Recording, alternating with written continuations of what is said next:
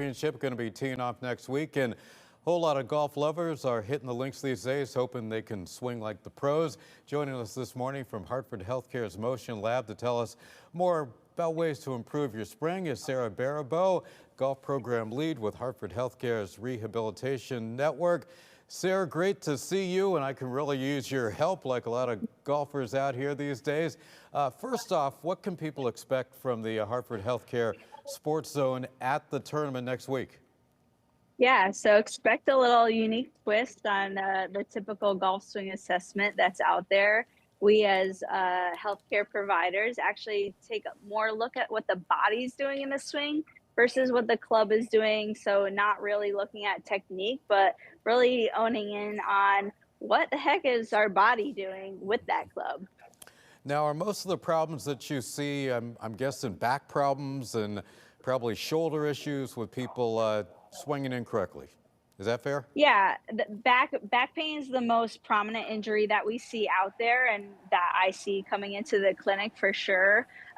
Shoulder pain is not as common. We see a lot of tennis elbow, actually, a lot of golfers' elbow as well.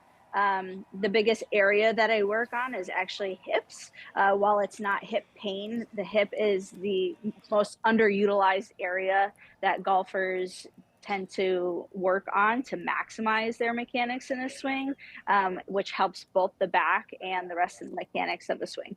Now, when we talk about injury prevention, a lot of the guys I play with don't do any stretching before they play. They just hop out of the car, go right to the first tee. Do you recommend people stretching out before they play, going to the driving range, a little slow warm up before you hit the course? Yeah, I do.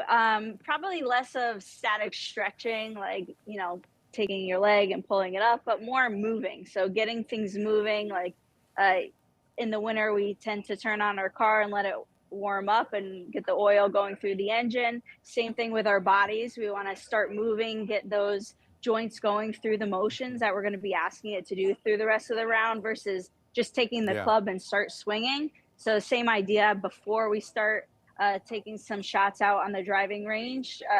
I like to get the thoracic spine moving, get the pelvis going, and making sure I'm refining some of those movements before I really put them under some force and load. Sarah, great to speak with you this morning, and I'm sure we'll see you out there at the Travelers next week. Hope so. Thanks for having me. All right, thank you for being with us.